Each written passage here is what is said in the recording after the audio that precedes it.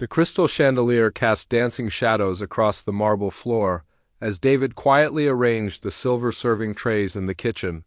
Tonight was just another night at the Grand Metropolitan Hotel, but for the wealthy guests gathering in the ballroom, it was the social event of the season.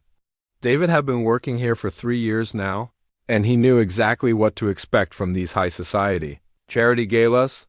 He straightened his black vest and adjusted his bow tie in the reflection of a stainless steel refrigerator. At 28, David had perfected the art of being invisible. Rich people didn't want to see the help. They wanted their champagne to appear magically in their hands and their empty plates to vanish without a trace. He had learned to move through crowds like a ghost, always there when needed but never noticed. The head waiter, Mr. Rodriguez, clapped his hands to get everyone's attention. Listen up, people. Tonight we're serving the Peterson Foundation's annual fundraiser.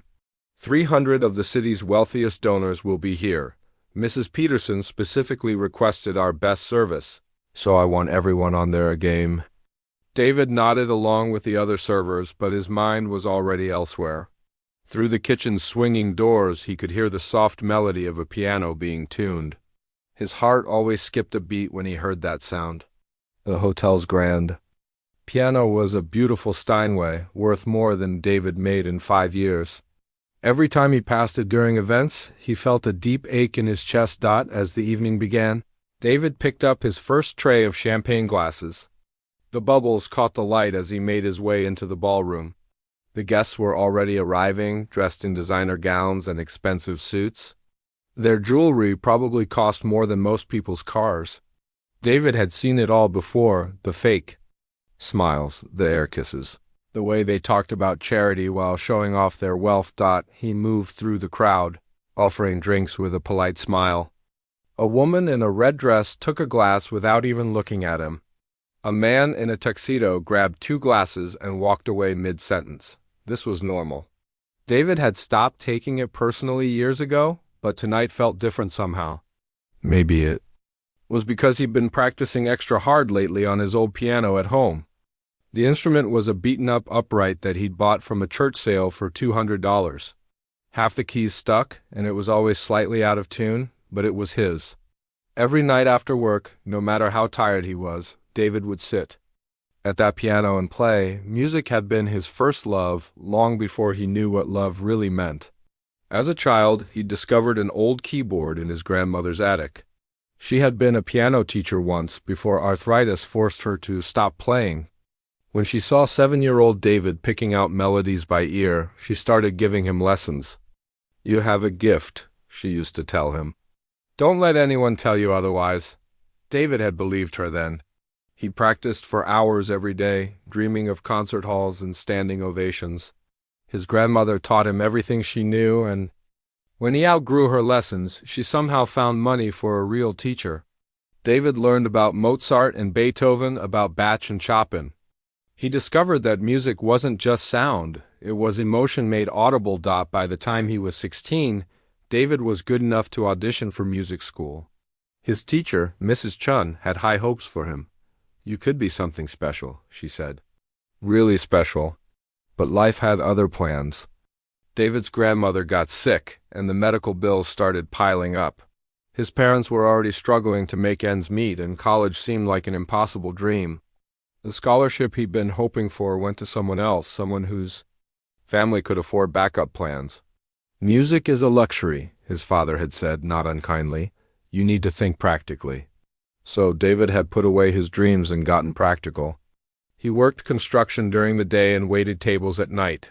When his grandmother passed away, she left him her piano books and a letter that said, "Don't let the music die with me." He tried to keep playing, but it was hard. Every time he sat at the piano, he remembered what could have been. The songs that once brought him joy now felt like reminders of failure. For a while, he'd stopped playing altogether, but music has a way of calling you back. 3 years ago, when David started working at the Grand Metropolitan, he'd heard the ballroom piano for the first time. The sound was so pure, so perfect, that it made his chest tight with longing. He'd started playing again at home, just for himself, no dreams of fame or fortune, Just the simple pleasure of making music. Tonight, as he served champagne to people who probably spent more on wine than he made in a month, David found himself listening to the conversations around him. They were talking about their vacation homes, their latest business deals, their children's private schools. None of it was real to him. But when he heard someone mention the evening's entertainment, his ears perked up. "I heard they got Victoria Ashworth to perform," a woman was saying. "She's supposed to be incredible." "Oh, yes, she's performing that difficult Rachmaninoff piece," her companion replied. "I saw her at Carnegie Hall last month. Simply divine." David's hands tightened on his serving tray. Rachmaninoff Piano Concerto No. 2, he knew that piece by heart. It had been his audition piece for Juilliard, back when he still thought he had a chance. He practiced it until his fingers bled, until he could play it in his sleep. As the evening wore on, David noticed that many of the guests seemed bored. They were here for the social aspect, not the charity. They wanted to be seen, to network, to show off their wealth. The actual cause, providing music education for underprivileged children, seemed secondary to most of them. The irony wasn't lost on David. Here he was, someone who could have benefited from exactly the kind of program they were supposedly supporting, serving drinks to people who would never know his story. He was the invisible man, the one who made their evening possible but would never be acknowledged for it. But David had learned to find peace in small moments. When he was alone in the kitchen, he sometimes hummed quietly to himself. When he was arranging flowers or polishing glasses, he'd think about chord progressions and melodies. Music was still with him. Even if no one else knew it, the evening was reaching its peak when David overheard a conversation that made his blood run cold. Two men in expensive suits were talking about the charity, laughing about how little of the money actually went to the cause. "It's all about the tax write-offs," one of them said, "and the networking opportunities. Plus, my wife loves these events," the other replied. "Makes her feel like she's making a difference." David's jaw clenched. These people had no idea what it was like to have musical dreams crushed by poverty. They were playing with money that could change lives, treating it like a game. Meanwhile, kids just like he had been were giving up on their dreams. Because they couldn't afford lessons or instruments, he took a deep breath and reminded himself to stay professional. This was his job, and he needed it. But as he continued serving, David felt something stirring inside him. It was a feeling he hadn't experienced in years, the urge to prove himself, to show these people that talent existed in places they'd never think to look. The piano in the ballroom seemed to be calling to him, its polished black surface reflecting the chandelier light like a mirror. David had walked past it hundreds of times, but tonight it felt different. Tonight it felt like a challenge. The ballroom was buzzing with excitement as dinner came to an end. David had been on his feet for 4 hours straight, weaving between tables, refilling wine glasses, and clearing plates. His feet ached, but he kept moving. The night was far from over, and the main event was about to begin. Mr. Rodriguez appeared at his elbow, looking unusually stressed. "David, I need you to help set up the performance area. The pianist will be here any minute." David nodded and followed him to the front of the ballroom, where the magnificent Steinway grand piano sat waiting. As he helped arrange the chairs and adjust the lighting, he couldn't help but run his fingers along the piano's smooth edge. The instrument was pristine, its black lacquer finish so perfect it looked like a mirror. "Beautiful, isn't it?" came a voice behind him. David turned to see a woman in an elegant navy blue dress. She looked to be in her 30s, with perfectly styled blonde hair and the kind of poise that came from years of performing. This had to be Victoria Ashworth, the evening's featured pianist. "Yes, ma'am," David replied, quickly pulling his hand away from the piano. "It's incredible." Victoria smiled, but David noticed something odd in her expression.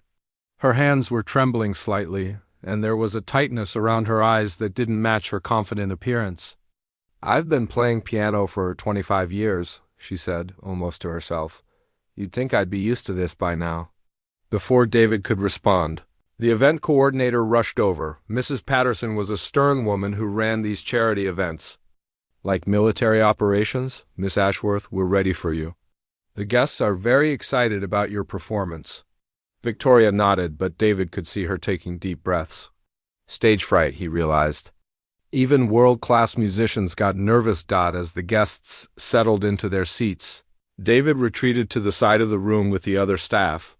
The lights dimmed, and Mrs. Patterson took the microphone. Ladies and gentlemen, it's my pleasure to introduce tonight's special guest. She's performed at Carnegie Hall, Lincoln Center, and concert halls across Europe. Please welcome the brilliant Victoria Ashworth. The applause was polite but enthusiastic. Victoria walked to the piano bench, her heels clicking on the marble floor. She sat down, adjusted the bench, and placed her hands on the keys. Then she froze. David watched from the shadows as Victoria's shoulders began to shake. She lifted her hands from the keys and pressed them to her face. The audience started to murmur, confused by the delay. Is she all right? Someone whispered. Victoria suddenly stood up from the bench and walked quickly toward the side exit. Her face pale, Mrs. Patterson rushed after her, leaving the guests staring at an empty piano bench. Technical difficulties, Mrs. Patterson announced when she returned 5 minutes later, her voice tight with stress. I'm afraid Miss Ashworth has taken ill. We're working on a solution.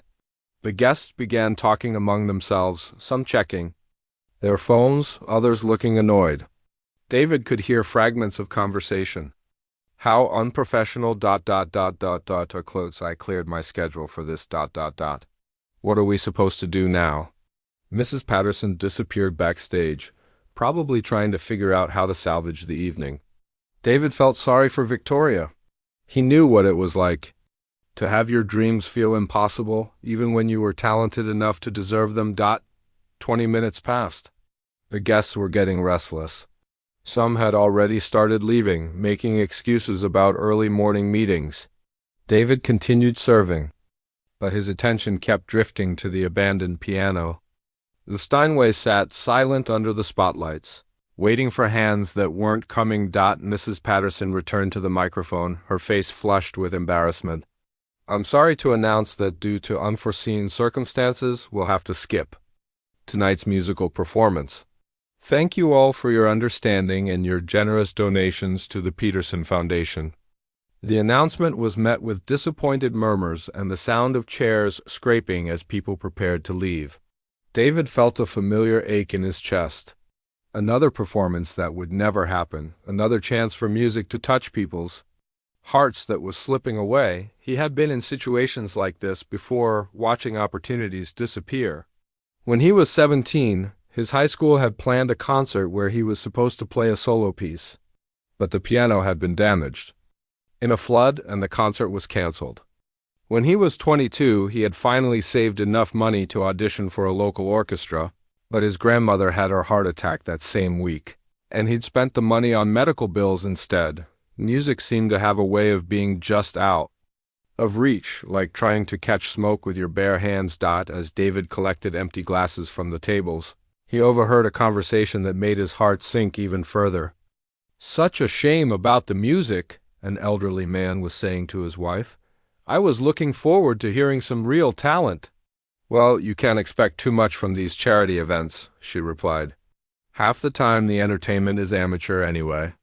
David's jaw clenched. Amateur. These people had no idea what real talent looked like.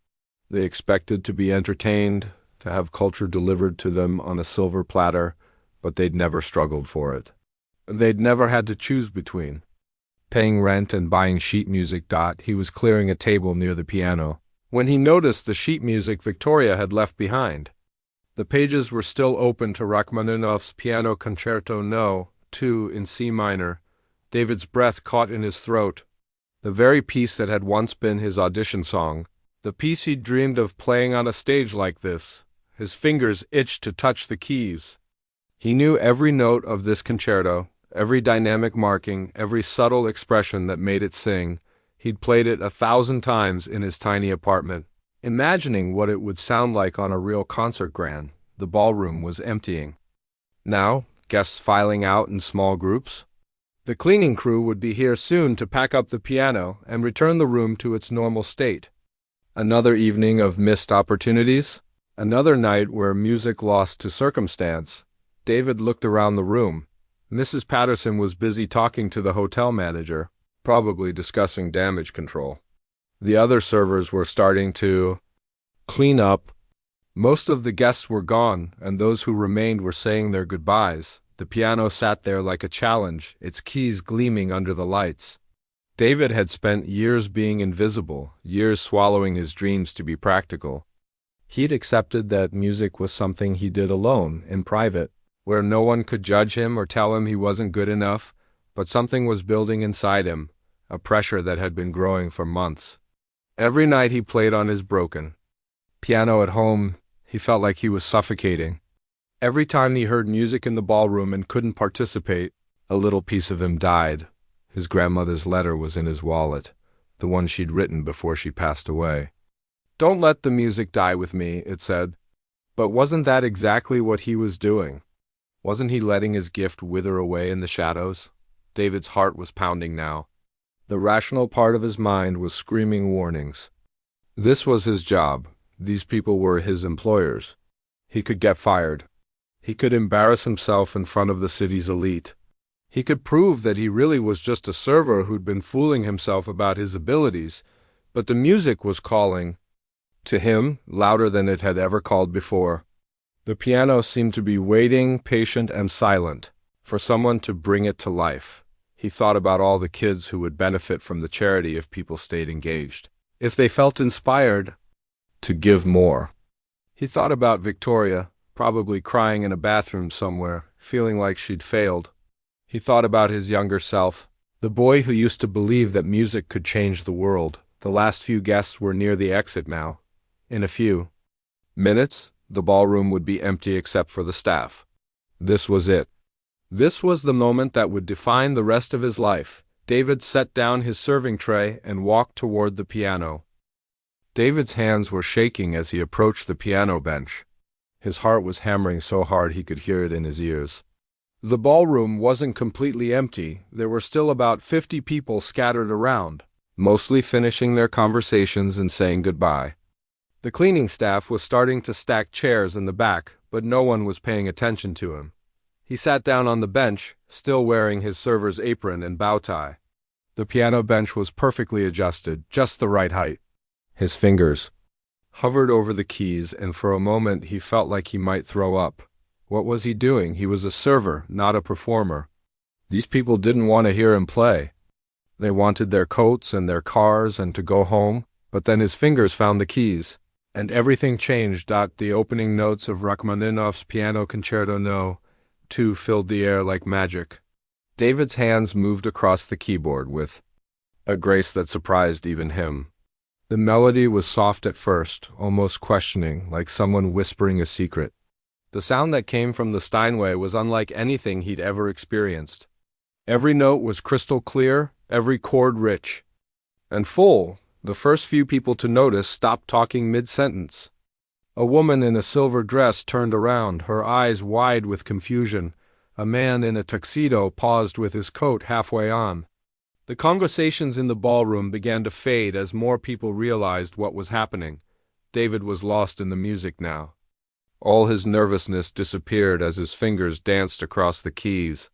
This was the piece he'd practiced until his fingers bled, the piece he'd dreamed of playing on a stage like this. Every emotion he'd buried for the past 10 years was flowing through his hands into the piano. The melody grew stronger, more confident. David's body swayed with the music. His eyes closed as he felt each note in his soul. This wasn't just playing. This was pouring his heart out in front of strangers. Every disappointment, every dream deferred, every night spent wondering what if was coming alive in the music. By now, the entire ballroom had gone silent. Even the cleaning staff had stopped working and were staring at the piano. People who had been heading for the exit were turning back, drawn by the incredible sound filling the room. Mrs. Patterson appeared from backstage, her face a mixture of shock and panic. She started walking toward the piano, probably to stop him, but then she heard the music and froze. Her expression slowly changed from alarm to amazement. David opened his eyes and saw faces. He'd been serving all evening now, looking at him with wonder. The woman in the red dress who hadn't even glanced at him when he'd offered her champagne was now standing with tears in her eyes. The man who'd grabbed 2 drinks without saying thank you was recording on his phone, his mouth hanging open. The music built to its first climax, and David's fingers flew across the keys with impossible speed and precision.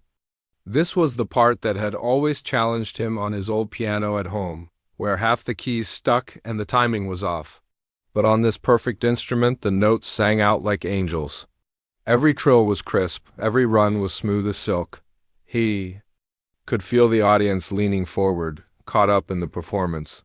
Some people had tears streaming down their faces. Others were holding their breath, afraid to make a sound that might break the spell. David had never felt power like this, the ability to move people, to make them feel something deep and real. The piece moved into its tender middle section, and David's touch became gentle, almost loving. He thought about his grandmother, teaching him to play on her old upright piano in the living room.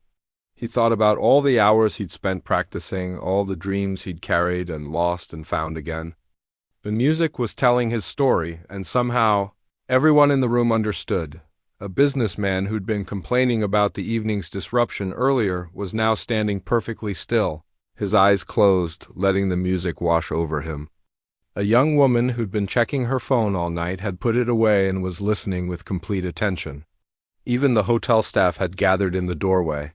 Drawn by the incredible performance, David moved into the final movement, and the music exploded with joy and triumph. His hands raced across the keyboard, playing octaves that would have been impossible on his home piano. The Steinway responded to his every touch, every emotion, every dream he'd ever had. The sound filled the ballroom and seemed to expand beyond the walls. Beyond the building, beyond anything he'd ever imagined. People in the audience were crying openly now. Some were holding each other, moved by the raw emotion pouring from the piano. David could see Mrs. Patterson wiping her eyes, her face full of wonder. The cleaning staff had completely stopped working and were standing in reverent silence. As the piece reached its final, thunderous climax, David felt like he was flying. Every note was perfect, every chord was exactly where it needed to be. This was what he'd been born to do. This was who he really was. Underneath the uniform and the invisible service and the practical choices, the last notes rang out in the ballroom, hanging in the air like a prayer. David's hands remained on the keys for a moment, his head bowed, breathing hard. The silence that followed was complete and profound. No one moved. No one spoke. The world seemed to hold its breath. Then someone started clapping. It was the elderly man who called. Charity entertainment amateur. He was standing, tears running down his cheeks, applauding with all his might. His wife joined him, then the woman in the silver dress, then the businessman, then everyone. The applause started slow but built like a wave. Soon the entire ballroom was on its feet, clapping and cheering and crying. People were shouting, "Bravo!" and "Incredible!" and "Amazing!" The sound was overwhelming, like thunder, like rain, like the ocean. David stood up from the bench, his legs shaking. He couldn't believe what had just happened. The faces looking back at him were the same people who'd ignored him all evening. But now they were seeing him, really seeing him, for the first time. Mrs. Patterson was walking toward him, her face glowing with amazement. That was ... double quote. She started, then stopped, unable to find words. That was the most beautiful thing I've ever heard. The businessman who'd been recording pushed forward through the crowd. I got the whole thing, he said, his voice excited. The whole performance. This is going to be everywhere. David felt dizzy. Victoria Ashworth appeared from backstage, her face streaked with tears. She walked straight to David and took his hands in hers. Thank you, she whispered. Thank you for showing me what music really means. The crowd was pressing closer now, everyone wanting to shake his hand, to tell him how moved they were, to ask who he was and where he'd learned to play like that. David felt overwhelmed by the attention, by the love and admiration in their faces. What's your name? Someone called out. David, he said, his voice barely audible. David, they shouted back. David, David, David. The applause started again, even louder than before. David looked around the ballroom, at all these people who'd been strangers just minutes ago and now felt like family. The piano behind him seemed to be glowing, still humming with the memory of the music they'd created together. For the first time in 10 years, David felt like he was exactly where he belonged. David couldn't sleep that night. He kept staring at the ceiling of his tiny apartment, replaying every moment of what had happened. The way the piano had felt under his fingers, the sound of the applause, the tears in people's eyes, it all seemed like a dream. But the business cards stuffed in his pockets were real enough, and his phone hadn't stopped buzzing since he'd gotten home. When he finally drifted off around 4 a.m., he was woken 3 hours later by his phone ringing. It was his coworker Jake calling from the hotel. "Dude, you need to see this," Jake said, his voice full of excitement. "You're famous." David stumbled to his laptop and opened social media. The first thing he saw was a video with over 2 million views. The title read, "Hotel Server's Incredible Piano Performance Moves Wealthy Crowd to Tears." It was him, sitting at the piano in his server's uniform, playing Rachmaninoff like his life depended on it. The comments were overwhelming. "This gave me chills. Pure talent. Who is this guy? Better than any professional I've heard. This is what raw emotion sounds like."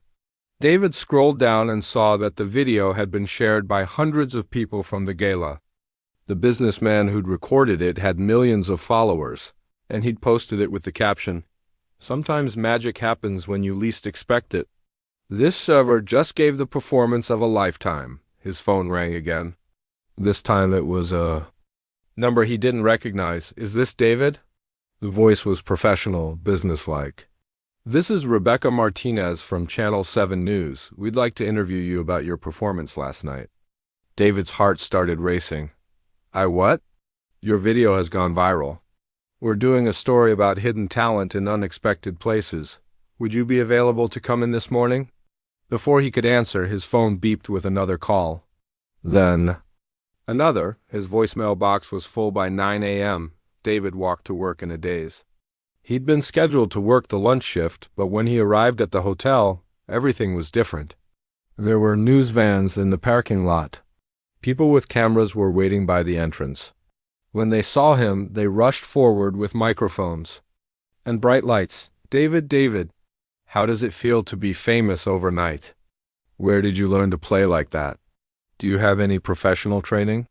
David pushed through the crowd, overwhelmed by the attention. Inside the hotel, the staff was buzzing with excitement.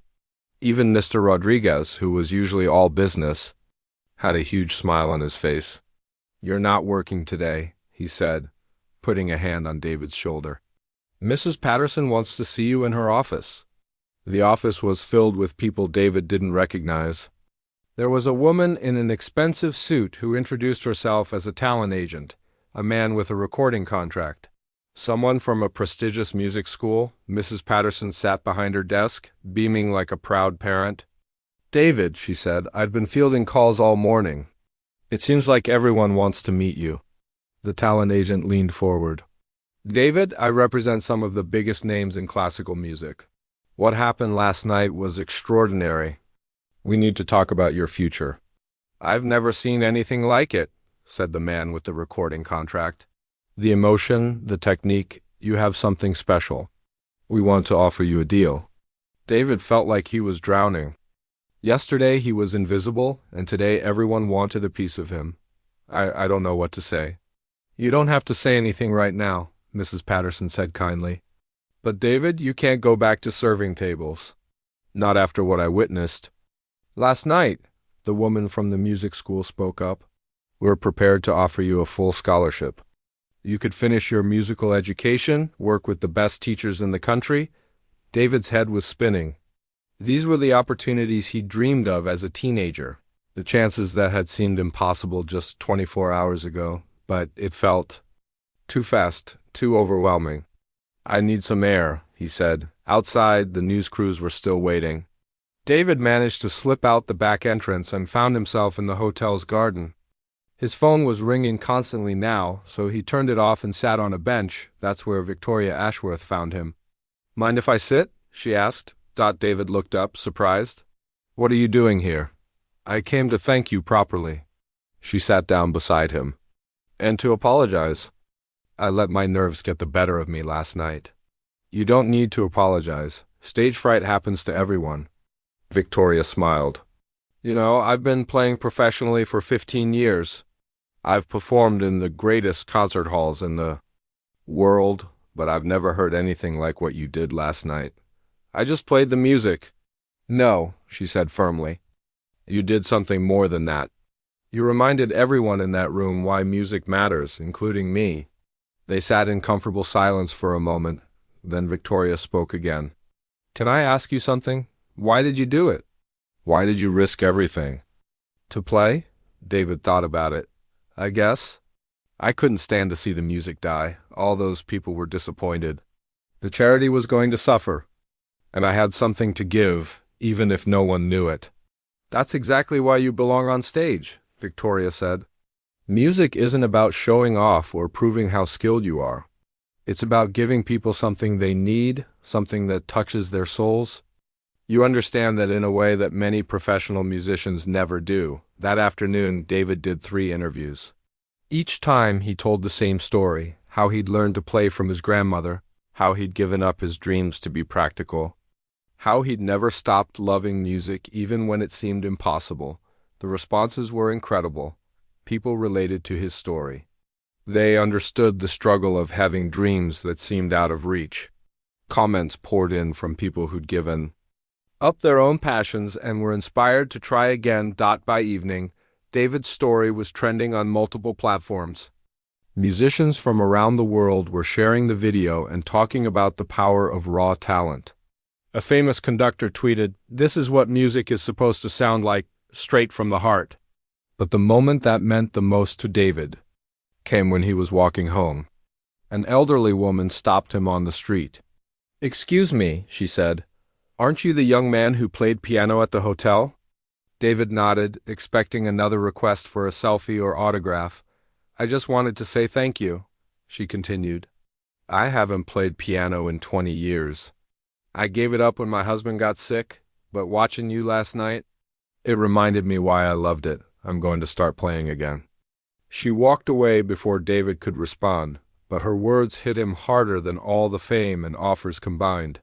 This was what his grandmother had meant when she said music could change lives. Not just his own life, but the lives of everyone who heard it. That night, David sat at his old piano in his apartment. The keys still stuck, and it was still out of tune, but somehow it sounded better than it ever had before. He played quietly, thinking about everything that had happened. His phone buzzed with a text from Jake. "Bro, you're on the evening news. National news. They're calling you the piano miracle." David smiled and kept playing. Tomorrow he would have to make decisions about his future. He would have to choose between offers and opportunities he'd never imagined possible. But tonight, he was just a man making music, and that was enough. 6 months later, David stood backstage at Lincoln Center, listening to the murmur of 2,500 people taking their seats. His hands weren't shaking anymore. He'd learned to channel his nerves into the music instead of letting them overwhelm him. Tonight was his debut with the New York Philharmonic, and he was about to perform the same Rachmaninoff concerto that had changed his life.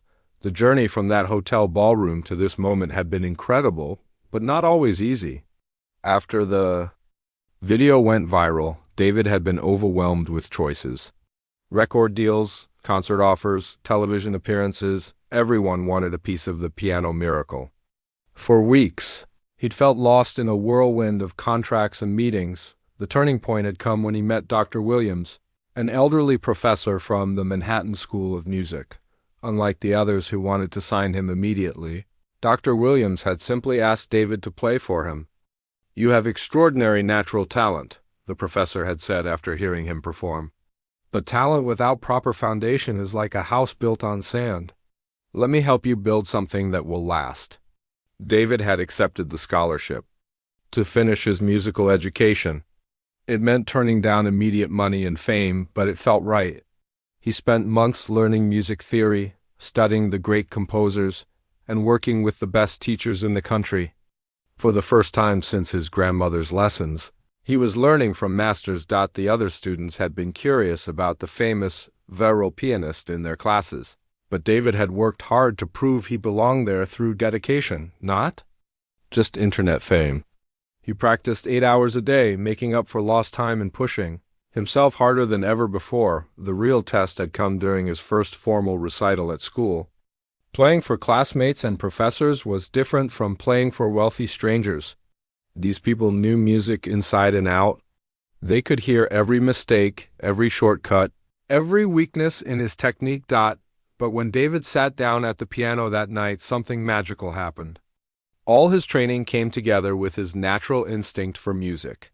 He didn't just play the notes, he told stories with them. He made the audience feel what he was feeling. Even the most critical professors were moved to tears. "I've been teaching for 40 years, Dr. Williams had said afterward, and I've never heard someone communicate so directly through music. You don't just play, you speak in a language everyone understands." The opportunities had started coming again, but this time David was ready for them. He chose carefully, accepting only performances that felt meaningful. He played at children's hospitals, bringing joy to sick kids. He performed at fundraisers for music education, remembering his own struggles to afford lessons. He gave concerts in small towns where people rarely heard live classical music. Each performance taught him something new. He learned that music was about connection, not perfection. He discovered that his story, the server who became a star, resonated with people everywhere. They saw themselves in him, their own buried dreams and unfulfilled potential. The recording contract he eventually signed was with a smaller label that understood his vision. Instead of rushing him into a studio, they let him grow as an artist. When his first album was finally released, it topped the classical charts and crossed over to mainstream success. But more importantly, it inspired thousands of people to pick up instruments they'd abandoned, or try music for the first time. David used his platform to advocate for music education in schools. He knew firsthand how many talented kids were out there, waiting for someone to believe in them. He started a foundation that provided instruments and lessons to children who couldn't afford them. The foundation's first success story was a 15-year-old girl named Angela who lived in the same neighborhood where David had grown up. She'd been playing on a broken keyboard in her apartment, teaching herself from YouTube videos. When David heard her play, he was transported back to his own childhood, sitting at his grandmother's piano. "You have a gift," he told her, echoing his grandmother's words. "Don't let anyone tell you otherwise." Now Angela was studying at a prestigious music school on a scholarship from David's foundation. She sent him videos of her progress, and each one reminded him why he'd taken that terrifying walk to the piano 6 months ago. Tonight's concert at Lincoln Center was the culmination of everything David had worked for. The program featured 3 pieces: the Rachmaninoff that started it all, a Mozart concerto he'd learned in school, and a new composition written especially for him by a young composer who'd been inspired by his story. As he waited for his cue, David thought about all the people who'd supported him along the way. His parents, who'd flown in from their small town and were sitting in the front row. Jake from the hotel, who'd become one of his closest friends, Mrs. Patterson, who'd hired him as the foundation's first board member. Victoria Ashworth, who'd become his mentor and was conducting tonight's performance. Dr. Williams appeared at his elbow. "Ready?" David nodded. "More than ready." "Remember," the professor said, "you're not just playing for these people. You're playing for everyone who's ever had a dream they thought was impossible. You're playing for your grandmother. You're playing for that scared young man who walked away from his dreams 10 years ago." The orchestra began the opening movement, and David felt the familiar thrill of anticipation. This was it. This was what he'd been born to do. He walked onto the stage to thunderous applause. The audience was on its feet before he'd even played a note. He saw faces in the crowd. Some he recognized, others were strangers, all united by their love of music. David sat at the piano, the same model Steinway that had changed his life at the hotel. He placed his hands on the keys and felt the connection. That magical moment when instrument and musician become one. The first notes of the Rachmaninoff filled the hall, and David was transported. This time, he wasn't playing to prove himself or to escape his circumstances. He was playing because this was who he was meant to be.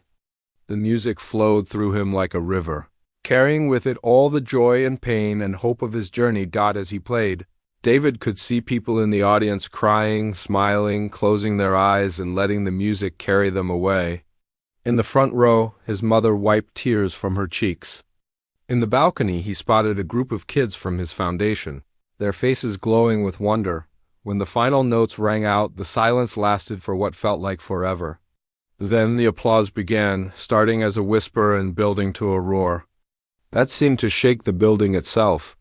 People were on their feet, shouting, crying, celebrating not just his performance but the power of dreams realized.